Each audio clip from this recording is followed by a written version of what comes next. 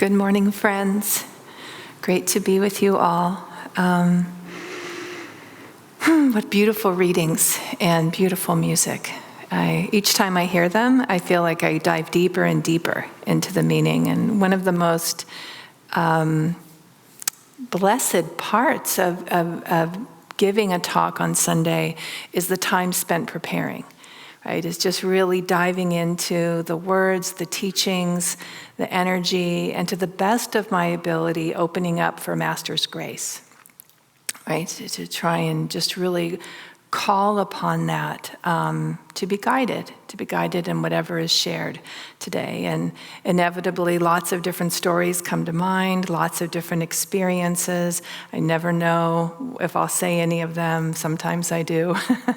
Lots of times I don't. It's just not up to me. That's the intention, not up to me. So this powerful story of the prodigal son, this teaching about what it is to walk away from what we have. And we were talking about that a little bit before purification.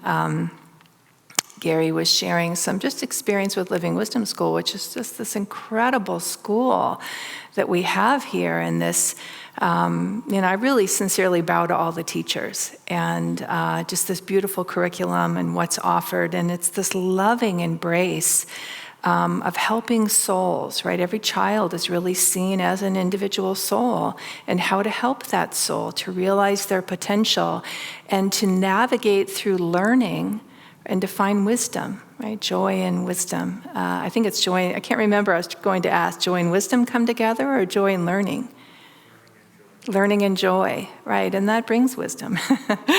So, when it's offered, and we can feel it. I can feel the rightness of something spiritually.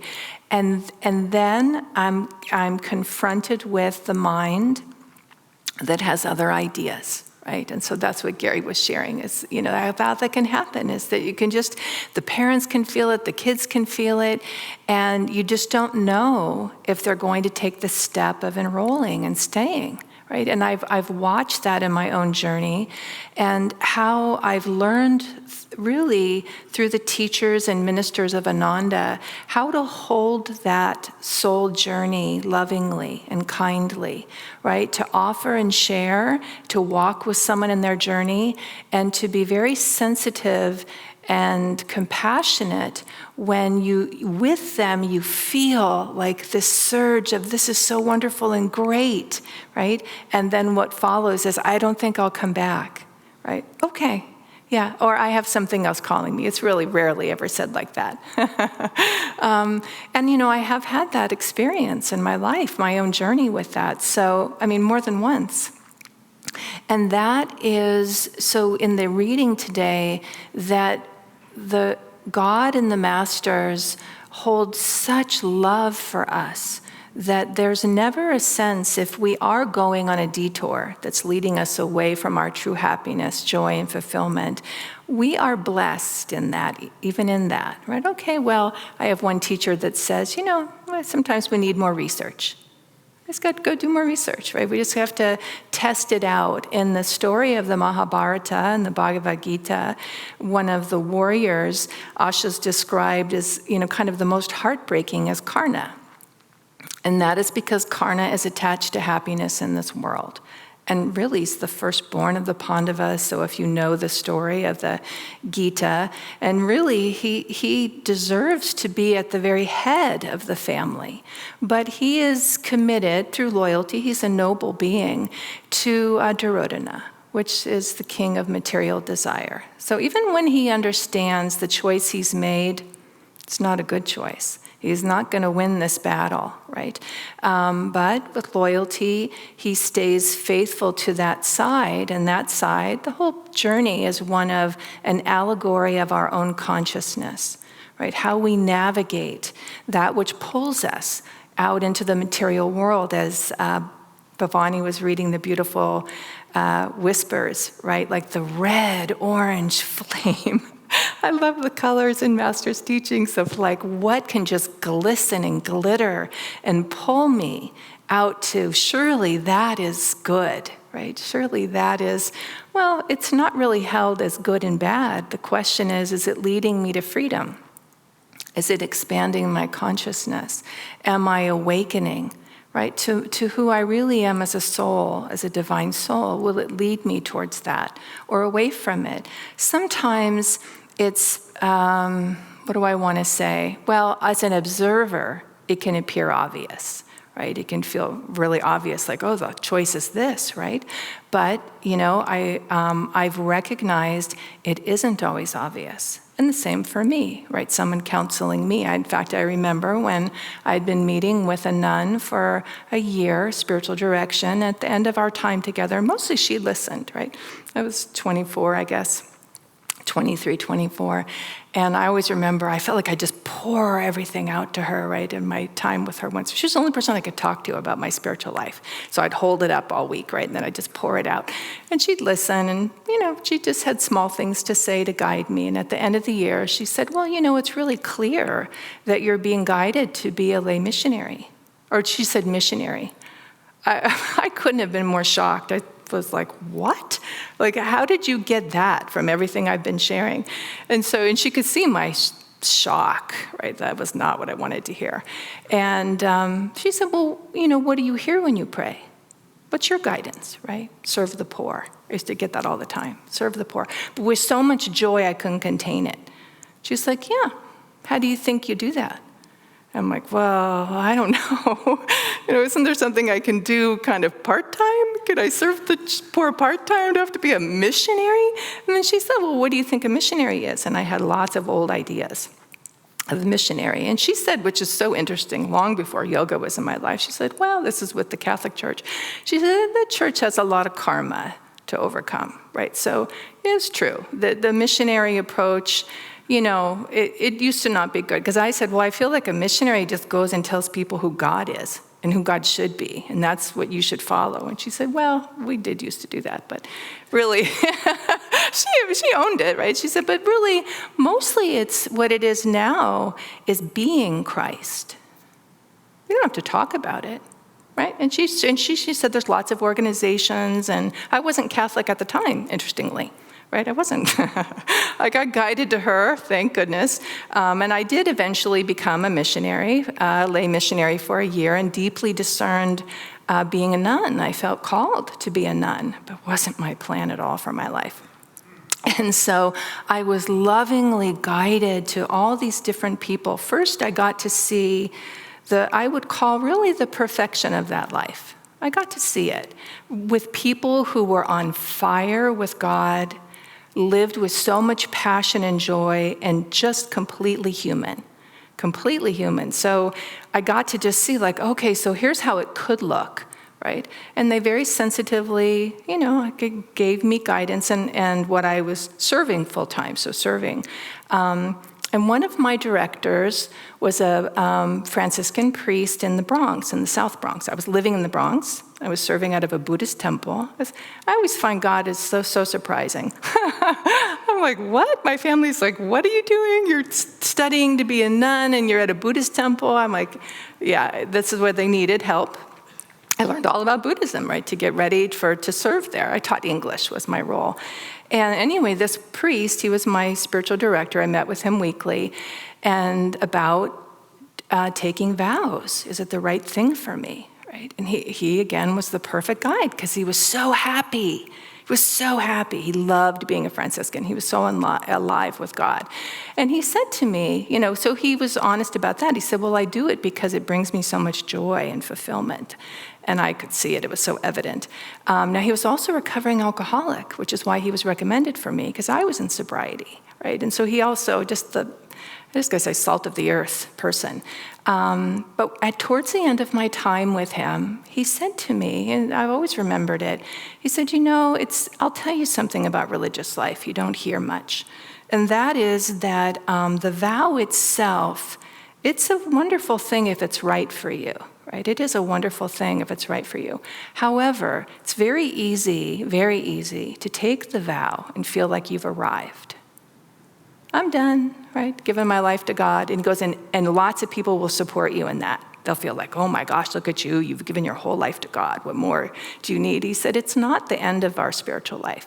It's the beginning, like we talk about with Kriya Yoga, right? And any one of us can fall into, I can fall into that trap. Well, have I done enough, right? It's never about that, but it happens to me where I measure. That's Maya. Maya's measuring, always measuring.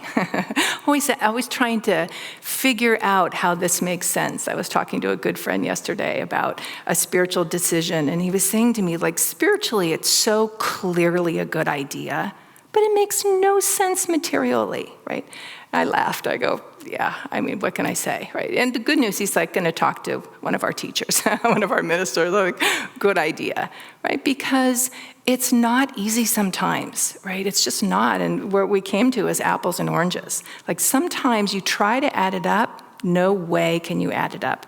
And later I was reflecting on the Gita and the Mahabharata, and this moment where Arjuna, he represents devotee, right, all of us.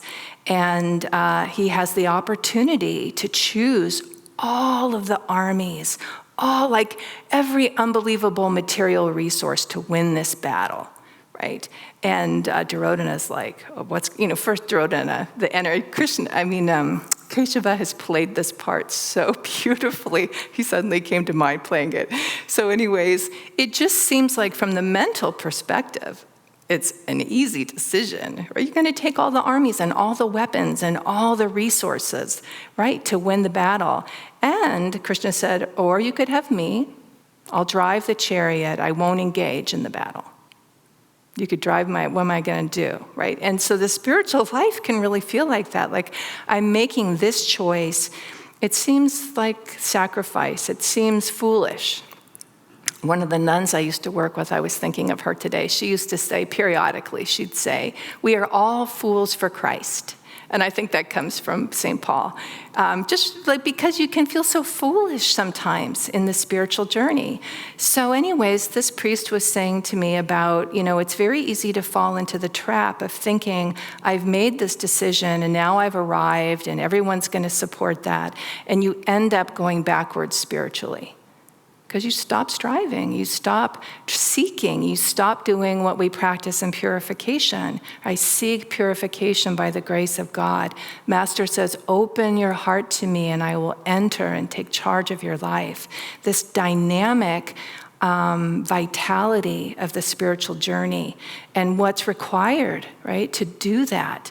So he was saying this to me, and he said to me, and it was what I needed at that time, he said, it's very possible for you that if you didn't choose to take religious vows, you could spend your life wondering if you were doing enough to be close to God. And it could serve you. Right? Because you'd be in that question of, well, if I'm not making that choice, what choice am I making? And I'll say for many years it did. For many years it did. Now, interestingly, my one-on-one with Swamiji, the only one I ever had, I came to him seeking lots of questions about my life. I was fairly new to Ananda.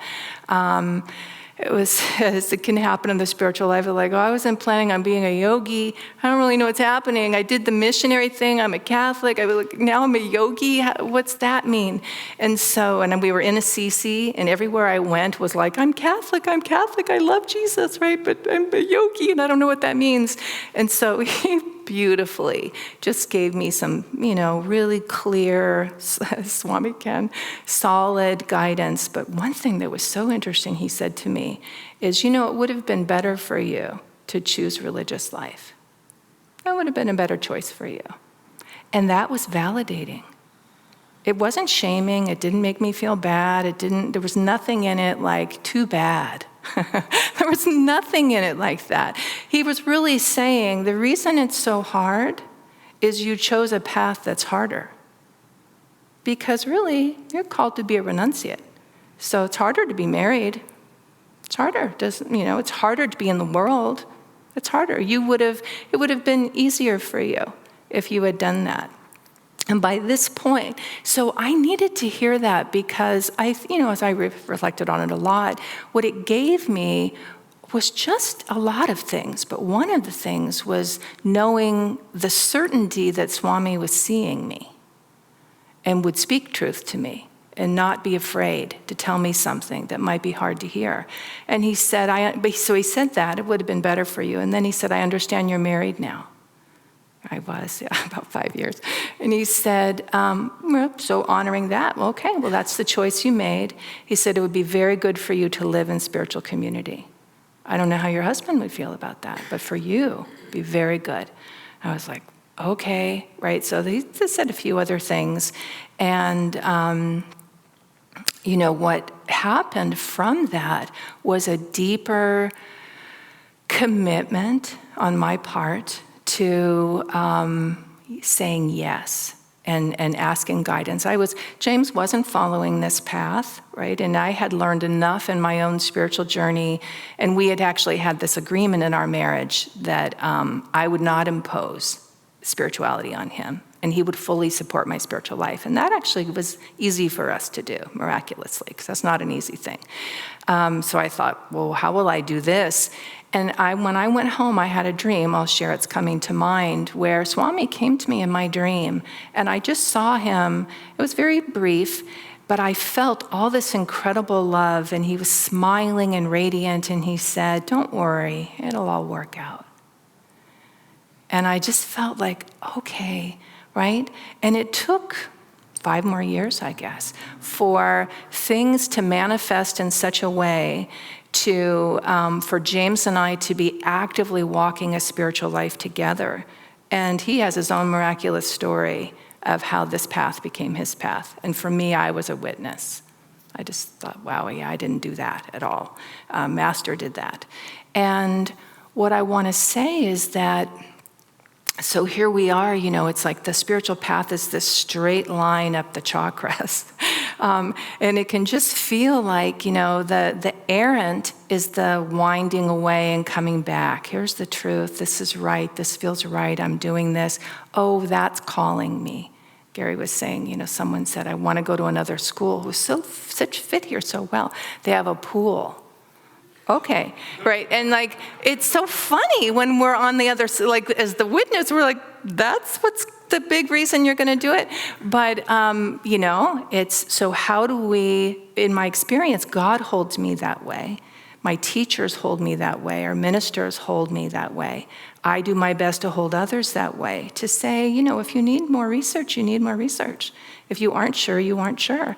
I had a student who, gosh, everything about this path. It was early in my yoga teaching, and Jaya said to me at a retreat, someone was asking me about how's your teaching going, and I was sharing. I said, I have this student. She's like 1 in a million kind of students. She sought me down. I was teaching at a wellness center, and she said, I need you to be my teacher, okay, and I need to know everything you know about yoga.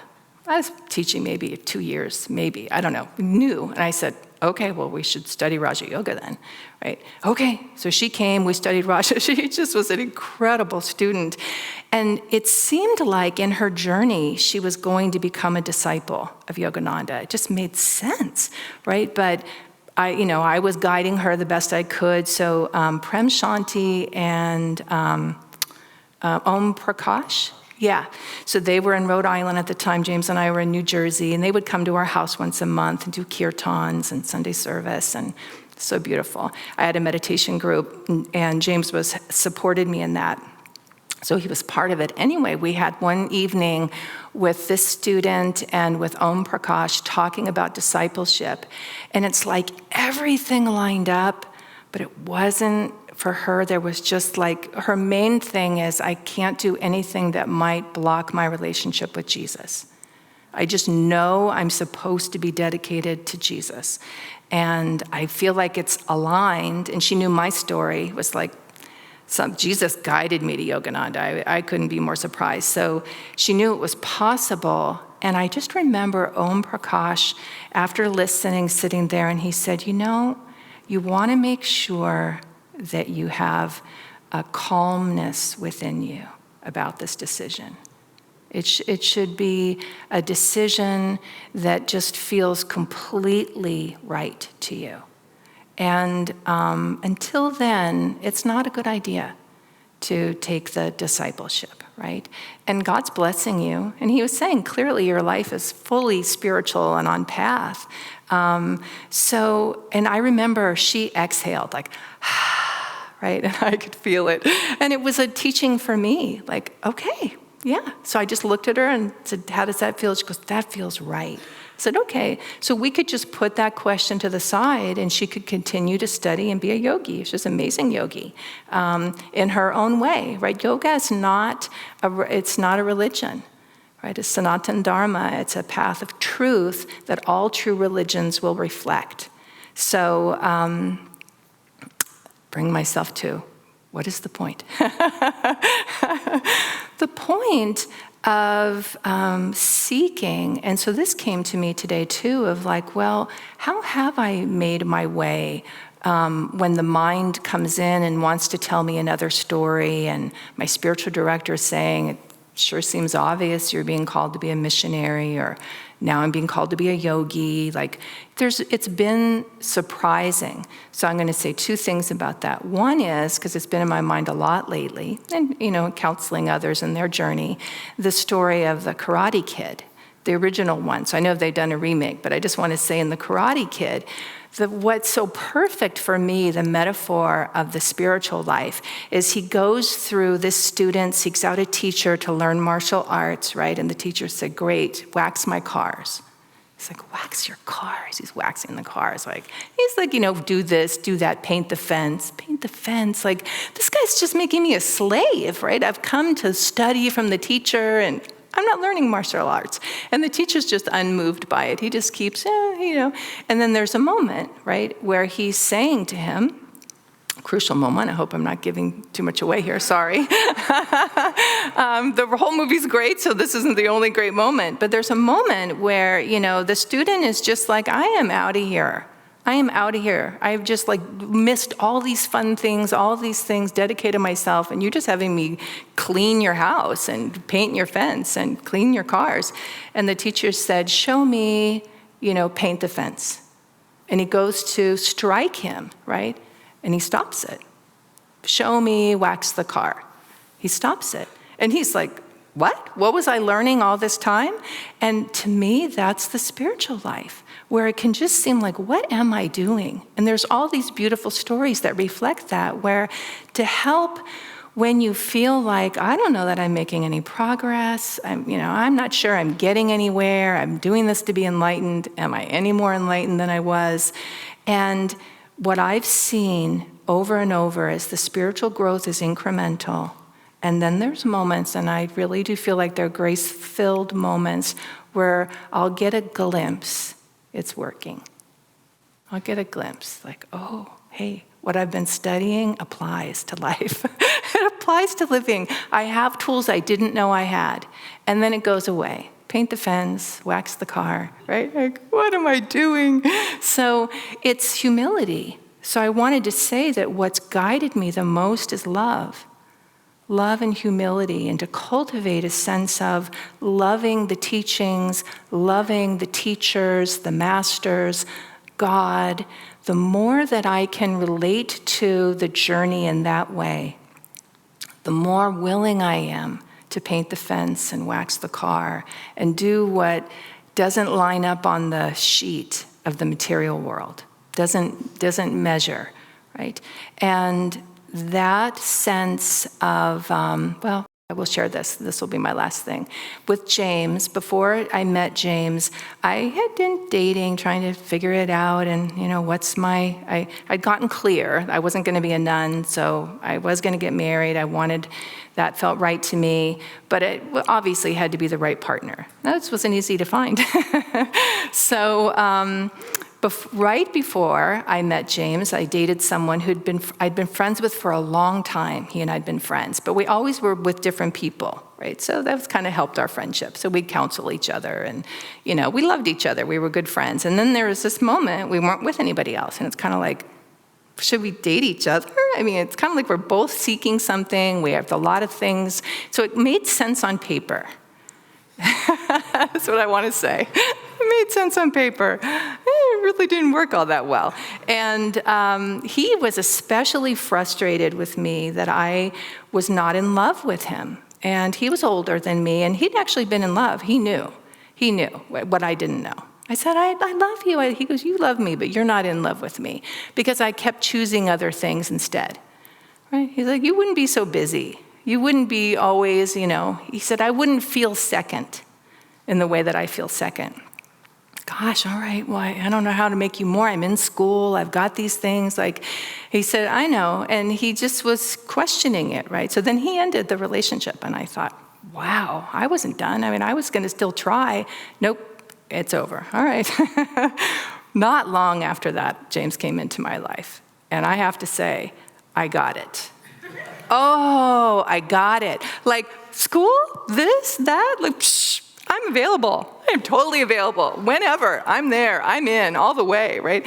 And I remember saying, oh, he was right. He was right. And I did at one point tell James, and he said, do you think you should tell him? I said, no, I don't think I should tell him. It'd be terrible. It'd be heartbreaking, right? But he was so sweet. You were right. No, it's for me to know. And the spiritual life is really, there's such a similarity, and I think that's why that story has come to me. And Asha said it. She's like, when we are in love with God, when we can cultivate that love for the guru, we throw ourselves into it. You can't keep us from doing it. I don't care what else is calling me. No, I gotta get there. I gotta be there. Ron, I don't know if you remember this, coming up the stairs, was one of our celebrations, and he had stuff going on physically. I was like, and a lot of people felt this, he could barely get up these stairs. He was going up those stairs, right? And people jumped up to help him. And I thought, that's what it looks like. That's what it looks like. That's what it looks like. Cultivate that, cultivate that. All these teachings, all these practices, cultivate that. That's what I want. That's what I want. That's where I'm going. Get out of my way. Anything else. And together, it just strengthens, right? I just see it. I see it, right? That we can help each other in that way. To say, that's where I'm headed. That's all I want. And everything else, no thanks. So great to be with you today, dear ones.